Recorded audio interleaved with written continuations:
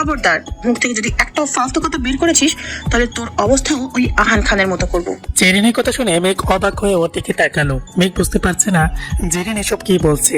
ওর অবস্থা আহান খানের মতো করবে মানে? কি করেছে ওরা আহানের সাথে? মেঘ প্রশ্নসূচক দৃষ্টিতে জেরিনের দিকে তাকিয়ে কিছু বলতে যাবে, তার আগে কেউ একজন এসে জেরিনের কালে ঠাটিয়ে একটা চর বসিয়ে দিল। চরটা খেয়ে জেরিন নিজেকে সামলাতে না পেরে মাটিতে উপর হয়ে পড়ে গেল। ঘটনার আশ্চর্যতায় মেঘ চোখ বড় বড় করে সামনে তাকাতে দেখতে পেল ওর সামনে অগ্নি দৃষ্টি আবির দাঁড়িয়ে আছে। আবিরকে এখানে থেকে মেঘ আরো একটু অবাক হলো, কারণ সেদিনের পর থেকে আবিরের আর ছায়াটাও কখনো দেখতে পায়নি মেঘ। শুধু আবির কেন, আবিরের মা জেরিন, জেরিনের মা, ওদের কারোর সাথে সেদিনের পর থেকে মেঘের আর কোনো যোগাযোগ ছিল না। মেঘের অবাকের রেশ কেটে উঠতে না উঠতেই ওকে আরো অবাক করে দিতে জেরিন নিচ থেকে উঠে আবিরের কলার চেপে ধরলো, তারপর রেগে চেঁচিয়ে বলল, তুমি আমাকে মারলে কেন আবির? তুমি জানো না আমার গায়ে কেউ হাত তুলুক সেটা আমার একদম পছন্দ না। আবির নিজের কলার থেকে জেরিনের হাতটা ছুটিয়ে নিয়ে ওর এক হাত পেছনে দিয়ে মুচড়ে ধরে বলল, আমার ভালোবাসার গায়ে কেউ হাত তুলুক সেটা আমার একদম পছন্দ না। জেরিন, তোকে না বলেছি আমার মেঘের থেকে 100 হাত দূরে থাকবি, তারপরে তুই ওর গালে চেপে ধরবি? কোন সাহসে? আবিরের কথা শুনে মেয়েকে এবার অবাকের চূড়ান্ত সীমায় পৌঁছে গেল। ও হা করে আবিরের দিকে তাকিয়ে থেকে মনে মনে বলল, শেষ পর্যন্ত নাকি এই ছেলে আমাকে ভালোবাসে? Like seriously? উল্টাপাল্টা কিছু গিলে এসছে নাকি? না হলে এসব উদ্ভট কথাবার্তা বলছে কেন? মেঘের এসব ভাবনার মধ্যে জেরিন এক চোটকায় আবিরের থেকে নিজের হাতটা ছাড়িয়ে নিল, তারপর চেলিয়ে আবিরকে বলে উঠল, কি বলছো এসব? পাগল হয়ে গেছো নাকি? তুমি কিভাবে মেয়েকে ভালোবাসতে পারো আবির? তুমি কি আমাদের প্ল্যানের কথা সব ভুলে গেছো? জেরিনের কথা শুনে আবির বলল, না, যেভাবে সবটা প্ল্যান করেছিলাম সেই অনুযায়ী সবটা হবে। শুধুমাত্র মেঘকে আমি কোথাও যেতে দেবো না। জেরিন অবাক কণ্ঠে বলল, মেয়েকে কোথাও যেতে দিবে না মানেটা কি? ওকে রেখে দিয়ে তুমি করবে কি? তুমি কি ভুলে গেছো যে তুমি আমাকে কি প্রমিস করেছিলে? তুমি বলেছিলে আমরা আমাদের প্ল্যানের সাকসেস হওয়ার পর তুমি আমাকে বিয়ে করবে।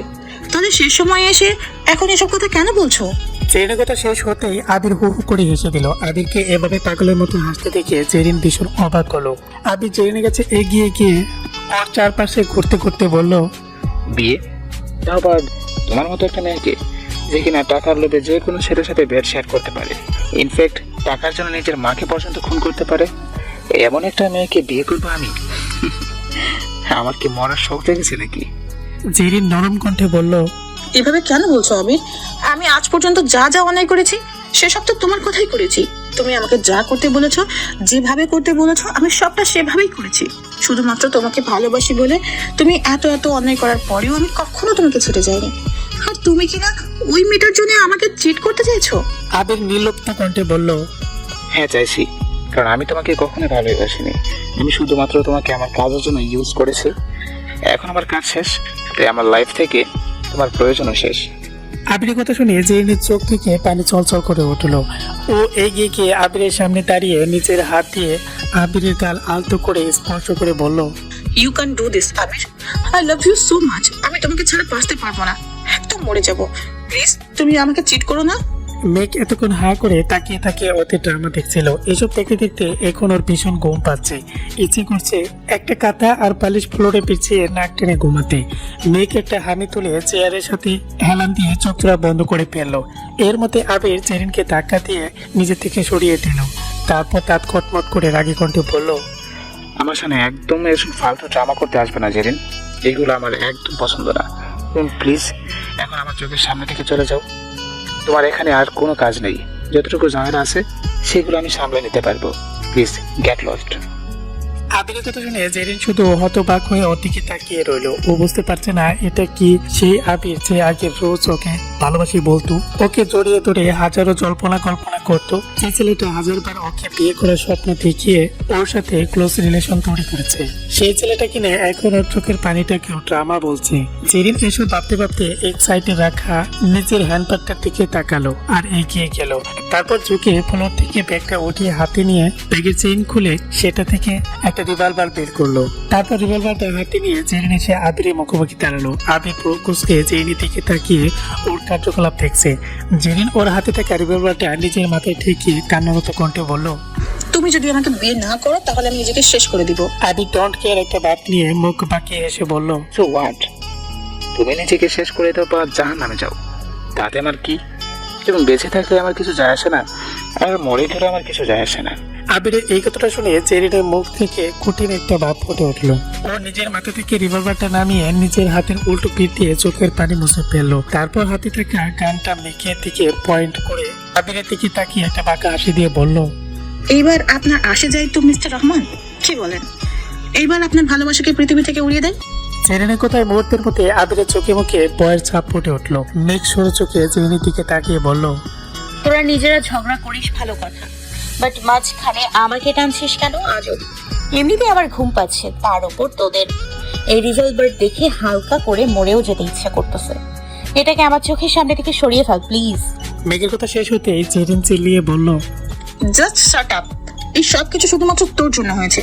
আগে যদি তোকে আমি মেরে ফেলতাম তাহলে আর এত কিছুই হতো না। মেঘ মুখ বাঁকিয়ে বলল, শখ কত তোমার বয়ফ্রেন্ড, তুমি সামলে রাখতে পারো না, তাই সে অন্য মেয়েদের দেখে চুকচুকানি শুরু করে, আর তুমি কিনা আমাকে মেরে ফেলার কথা বলছো। মেঘের কথা শেষ হতে জেরিন এগিয়ে গিয়ে মেঘের মাথায় রিভলভারটা চেপে ধরলো। তারপর তাতে দাঁত চেপে বলল, তোকে এখন এখানে মেরে দিলেই ওর সব চুকচুকানি শেষ হয়ে যাবে। তারপর আমাকে বিয়ে করা ছাড়া ওর হাতে আর কোনো রাস্তা থাকবে না। So B ready. জেরিন কথাটা বলতেই মেঘ চোখ মুখ খিচে বন্ধ করে ফেললো। এর মধ্যে আবির দ্রুত এগিয়ে গিয়ে জেরিনের হাত থেকে রিভলভারটা ছো মেরে নিয়ে নিল। ঘটনার আশঙ্কায় জেরিন হকচকিয়ে উঠে আবিরের থেকে কিছু বলতে যাবে, তার আগে আবির নিজের হাতে থাকা রিভলভারটা দিয়ে জেরিনের কপাল বরাবর শুট করে দিল। গুলি শব্দ কানে আসতে মেঘ জোরে চিল্লিয়ে ওঠে, ওর চোখ জোরে খুলে ফেললো। চোখ খুলে সামনে তাকাতে দেখতে পেল জেরিনের বডিটা মাটিতে পড়ে আছে আর ওর কপাল থেকে রক্ত পড়ছে। মেঘ আরো একটা চিৎকার দিয়ে চোখ বন্ধ করে ফেললো। মেঘ ভয় পাচ্ছে দেখে আবির হন্তদন্ত হয়ে এগিয়ে এসে মেঘের সামনে হাঁটু গেড়ে বসলো। তারপর শান্ত সুরে মেঘকে উদ্দেশ্য করে বলল, ভয় পেও না ভাই, কিচ্ছু হয়নি, আমি তো আছি। কথাটা বলে আবির মেঘের গালে হাত রাখতে যাবে, তার আগেই ওর কানে বাইরে থেকে আশা গুলি শব্দ ভেসে আসলো। আবির দ্রুত বসা থেকে দাঁড়িয়ে দরজা থেকে এগিয়ে গেল কি হয়েছে সেটা দেখার জন্য। দরজার কাছে গিয়ে দরজার উপরে থাকা দুটি ফুটো দিয়ে বাইরে থেকে তাকালো। দেখলো বাইরে দাঁড়িয়ে থাকা অসংগপঙ্গদের পুলিশ অ্যারেস্ট করে নিয়ে যাচ্ছে। পুলিশের সাথে আহান আর ও লোকেরা দাঁড়িয়ে আছে। আবির দরজা থেকে নিজের চোখ সরিয়ে দ্রুত মেঘের কাছে ছুটে আসলো। এদিকে একটার পর একটা গুলি শব্দ কানে আসার মেঘ ভয় কুকড়ে যাচ্ছে। অসহায় থেকে টপ টপ করে ঘাম পড়ছে। আবির কোনো কথা না বলে চটফট করে মেঘের হাত পায়ের বাঁধন খুলে দিতে লাগলো। হাত পায়ের বাঁধন পুরোপুরি খুলে ফেলতেই মেঘ ছাড়া পেয়ে আবিরকে একটা ধাক্কা দিয়ে দরজা দিকে দৌড় দিল। কিন্তু দরজা খোলার আগেই আবির দৌড়ে গিয়ে ওর হাত ধরে ফেললো। মেঘ আবির হাত থেকে ছাড়া পাওয়ার জন্য ছটফট করে যাচ্ছে। ওকে এতটা ছটফট করতে দেখে আবির ওর হাত দুটো পেছনে মুচড়ে ধরলো আর দড়ি দিয়ে শক্ত করে হাত দুটো বেঁধে দিল। তারপর ওর বাহু ধরে টানতে টানতে নিয়ে গিয়ে গোটাউনি পেছনের দিকে দরজা খুলে ওকে নিয়ে বাইরে বের হয়ে আসলো।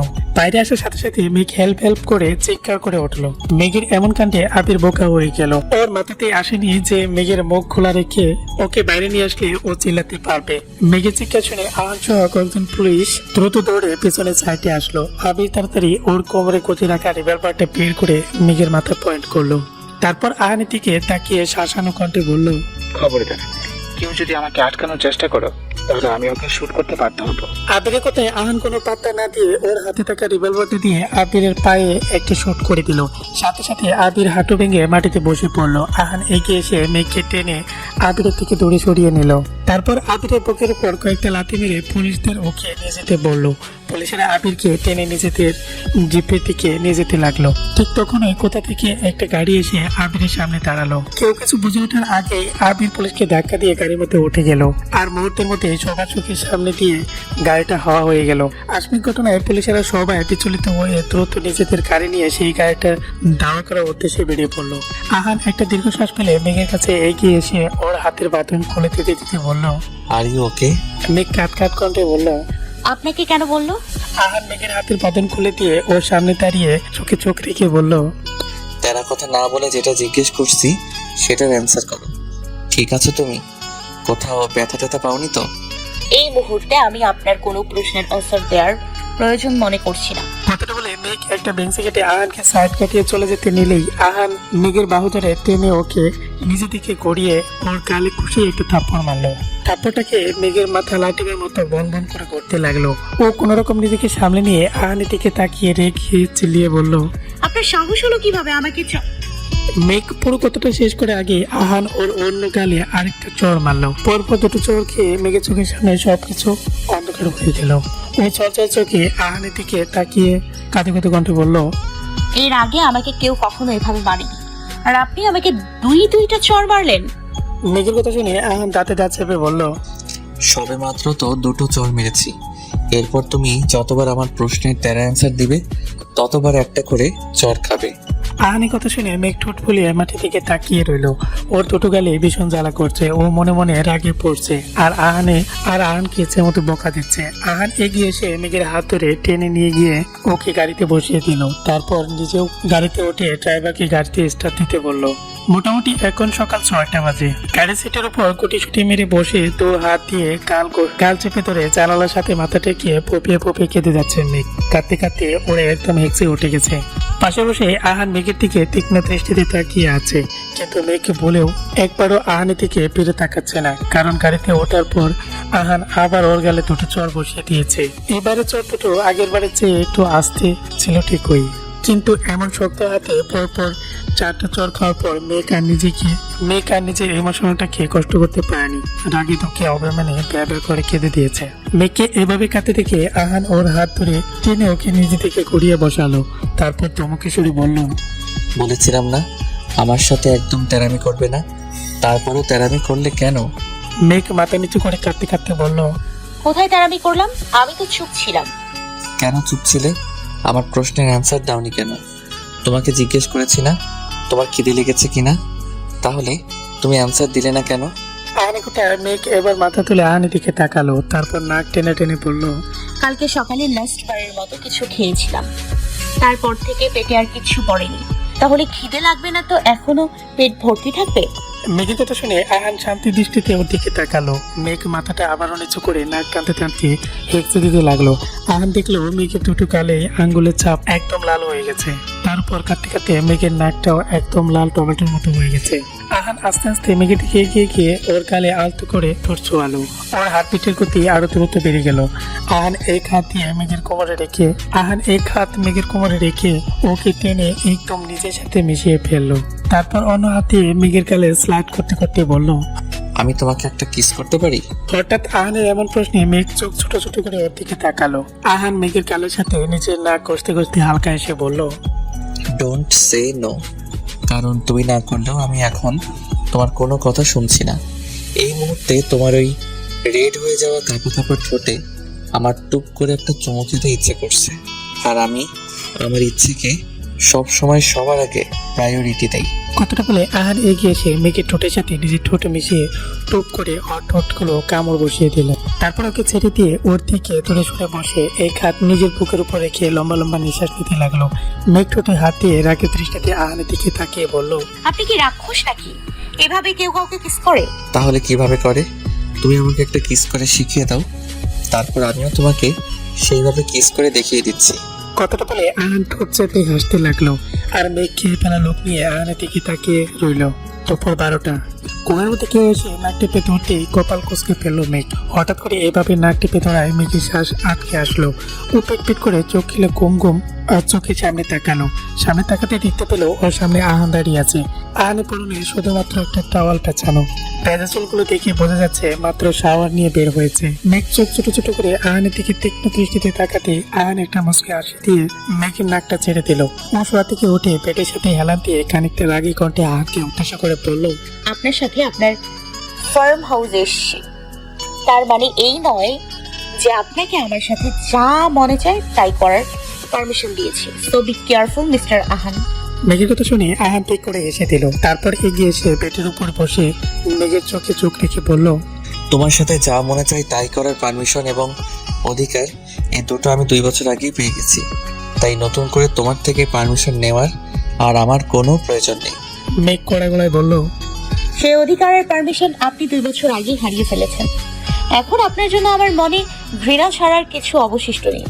মেঘের কথা শুনে আহান এবারও হালকা হাসলো। তারপর মেঘের দিকে একটু চোখে ধীর কণ্ঠে বলল, আমার চোখে চোখ রেখে বলো তো, তুমি আমাকে ঘৃণা করো? যদি বলতে পারো তাহলে আমি আর কখনো তোমার ধারে কাছেও আসবো না। আহানের কথা শেষ হতেই মেঘ তীক্ষ্ণ দাঁড়ালো দৃষ্টিতে আহানের দিকে চোখ রাখলো। মনকে শক্ত করে আহানকে আই হেট ইউ বলার জন্য প্রস্তুত নিল, কিন্তু হঠাৎ করে মেঘকে যেন নিজেকে হারিয়ে ফেলল। আহানের পলক্ষীন দৃষ্টিতে তাকিয়ে থাকতে থাকতে মেঘ কখন যে আহানের চোখের মায়ে ডুবে গেল সেটা ও নিজেই টের পেল না। বেশ অনেকক্ষণ দুজন একে অপরের দিকে নিম্বল দৃষ্টিতে তাকিয়ে থাকার পর মেঘ ঘুর লাগা কণ্ঠে আচমকা বলে উঠল, আই লাভ ইউ। কথাটা আহানের কানে আসতে আহান হু হু করে হেসে দিল। আহানের হাসির শব্দে মেঘে হুঁশ পেল। ও চোখ কিছু বন্ধ করে বিড়বিড় করে বলল, ও শিট, এটা কি বলে ফেললাম? আহান কোন রকম নিজের হাসি থামিয়ে মেঘের দিকে তাকিয়ে তুষ্টুমি একটা হাসি দিয়ে বলল, এভাবে সামনাসামনি কেউ আই লাভ ইউ বলে মেঘ পড়ি? এইভাবে বললে আমার লজ্জা লাগে না বুঝি? আহানের এমন রং মার্কের কথা শুনে মেঘের রাগ সপ্তম আকাশে পৌঁছে গেল। ও রেগে আহানকে কিছু বলতে যাবে তার আগেই ওর চোখ গেল আহানের বুকের বাম সাইডে। সেখানে বেশ গভীর ক্ষতের একটা দাগ দেখা যাচ্ছে। মেঘ এতক্ষণ আহানের শরীরের দিকে তাকায়নি, তাই দাগ দুটো ওর চোখে পড়েনি। কিন্তু এখন মেঘ দাগ দুটো দেখে বেশ ভালো করে বুঝতে পারছে যে এই দুটি গুলির চিহ্ন। আর এটাও বুঝতে পারছে যে ক্ষতগুলো নতুন নয়, বেশ পুরনো। মেঘ ক্ষত দুটোর দিকে এক টেনে তাকিয়ে ওর হাত বাড়িয়ে ক্ষত দুটোর উপরে রাখলো। আচমকা মেঘের এমন কাণ্ডে আহান চমকে উঠলো। মেঘ আহানের দিকে তাকিয়ে সন্দিহান কণ্ঠে বলে উঠলো, এই ক্ষত দুটো কিসের? মেঘের প্রশ্ন শুনে আহান দরপড়ে উঠে দাঁড়ালো। তারপর পেটের পাশে থাকা একটা টি শার্ট বের করে দ্রুত গায়ে নিল। মেঘ স্বাভাবিক কণ্ঠে বলল, টি শার্ট গায়ে পরে নিলেই দাগ দুটো তো আর গায়েব হয়ে যাবে না, তাই না? গুলি লেগেছিল কিভাবে আপনার? আহান থতমত গলায় বলল, সেটা তোমার না জানলেও চলবে। আহানের কথা শুনে মেঘকে বেড থেকে নেমে দাঁড়ালো। তারপর এগিয়ে গিয়ে আহানের মুখোমুখি দাঁড়িয়ে ওর চোখে চোখ রেখে বলল, ওকে, আপনি জানতে না চাইলে আমি না হয় জানলাম না। আমি এই বিষয়ে আর কোনো প্রশ্নও করবো না, বাট আপনাকে লাস্ট বারের মতো একটা সুযোগ দিলাম। যদি আমাকে সব সত্যিটা বলেন তাহলে আমি আপনার সাথে আবারও নতুন ভাবে সবটা শুরু করার কথা ভেবে দেখব। এবার আপনি ভেবে দেখুন যে আপনি কি করবেন। আমি আপনার জন্য ছাদে অপেক্ষা করছি। আহান ছাদে এসে দেখলো মেঘকে ছাদের এক পাশে ছায়া পড়া জায়গাটায় ফ্লোরে বসে দেয়ালের সাথে পিঠ ঠেকিয়ে রেখেছে। মেঘের চোখ চোরা বন্ধ করা। আহান তীর পায়ে এগিয়ে এসে মেঘের একদম পাশে ঘেসে নিজেও ফ্লোরে বসে পড়লো। মেঘ পাশে আহানের উপস্থিতি টের পেয়েও আগের মতো করে হেলান দিয়ে চোখ বন্ধ করে রইলো। আহান একটা দীর্ঘশ্বাস ফেলে ওর হাতে থাকা ফোনটা সিক্রেট একটা ফোল্ডারে ঢুকে ফোনটা মেঘের দিকে বাড়িয়ে দিল। মেঘ চোখ খুলে ফোনটা হাতে নিয়ে ফোনের স্ক্রিনে দিকে তাকাতেই ও কোচকে আসলো। ও দ্রুত ফোনের স্ক্রিনে আঙ্গুল টেনে টেনে একটার পর একটা পিক দেখতে থাকে। প্রায় অনেকগুলো পিক দেখার পর ফোনটা বুকের সাথে চেপে ধরে আহানের দিকে তাকিয়ে ভয়ার্থ কণ্ঠে বলে ওঠে, এগুলো কিভাবে হতে পারে? এটা আমি না, আহান প্লিজ মি, এটা আমি না। আহান দেখলো মেঘের হাত পা অসম্ভব কাঁপছে। ওর চোখের কোণে পানি চিকচিক করছে। চেহারা ভয়ার্থ একটা ভাব স্পষ্ট ফুটে উঠেছে। মেঘ আরো কিছু বলতে যাবে তার আগে আহান শক্ত কণ্ঠে বলে উঠলো, আমি জানি এটা তুমি না। মেঘ অবাক কণ্ঠে বলল, তুমি কিভাবে জানো? আর তুমি এই পিকগুলো পেলেই বা কোথায়? মেঘ, তোমার মনে আছে বিয়ের দিন রাতে আমরা যখন বাসায় ফিরছিলাম তখন আমার ফোনে বারবার কল আসছিল আর আমি ড্রাইভ করতে করতে বারবার সেটা কেটে দিচ্ছিলাম? কথাটা বলে আহান মেঘের দিকে তাকালো। মেঘ শুকনো মুখে উপর নিচ করে মাথা নাড়ালো, যার মানে হ্যাঁ ওর মনে হচ্ছে। মেঘের সম্মতি পেয়ে আহান বলা শুরু করলো, আমি বারবার ফোনটা কেটে দেওয়ায় আমার কাছে একটা নোটিফিকেশন আসে। আমি ফোনটা অন করে দেখি কেউ আমার হোয়াটসঅ্যাপ নম্বরে এই পিকগুলো পাঠিয়েছে। পিকগুলো দেখে কয়েক সেকেন্ডের জন্যে আমার মাথা পুরো হ্যাং হয়ে গিয়েছিল। কিছুক্ষণের জন্য আমি ভেবেই নিয়েছিলাম ওটা তুমি, কিন্তু পরক্ষণেই আমার মনে হয়েছিল তুমি আর যাই করো না কেন এত নোংরা কাজ কখনো করতে পারো না। তাই আমি দ্রুত গাড়ি থেকে নেমে সেই নম্বরটাই কল দিই। একবার রিং হতেই ফোনটা রিসিভ করে ওপাশ থেকে কেউ মেয়েলি কণ্ঠে বলে ওঠে, 10 মিনিটের মধ্যে তুমি যদি আমাদের বলা স্থানে না আসো তাহলে তোমার বউয়ের এই সিক্রেট পিকগুলো সোজা সোশ্যাল মিডিয়ায় আপলোড হয়ে যাবে। এইটুকু বলেই মেয়েটা ফোনটা কেটে দিয়েছিল। কিন্তু আমি কণ্ঠ শুনে বুঝতে পেরেছিলাম এটা জেরিন। ফোন কাটার কয়েক সেকেন্ড পর আমার ফোনে ওরা একটা অ্যাড্রেসও সেন্ড করে দিয়েছিল। তাই আমি দ্রুত গাড়িতে উঠে গাড়ি স্টার্ট দিয়ে বেরিয়ে পড়েছিলাম। কিন্তু সমস্যা ছিল একটাই, তুমি আমার সাথে আমার গাড়িতেই ছিলে। তাই মোটামুটি একটা সেফ জায়গা দেখে আমি তোমার সাথে রুট ব্যবহার করে তোমাকে সেখানে নামিয়ে দিয়েছিলাম। তাছাড়া তোমার সাথে তখন ভালো ব্যবহার করলে তুমি আমাকে হাজারটা প্রশ্ন করতে। সেই সময় তোমার প্রশ্নের অ্যান্সার দেওয়ার মতো কোনো জবাবই আমার কাছে ছিল না। তাই এক প্রকার বাধ্য হয়েই আমার তোমার সাথে রুট ব্যবহার করতে হয়েছিল। আহান এটুকু বলে তমনিতে দেখলো মেঘ ওর দিকে অবাক দৃষ্টিতে তাকিয়ে আছে। আহান কিছুক্ষণ চুপ থেকে আবারও বলা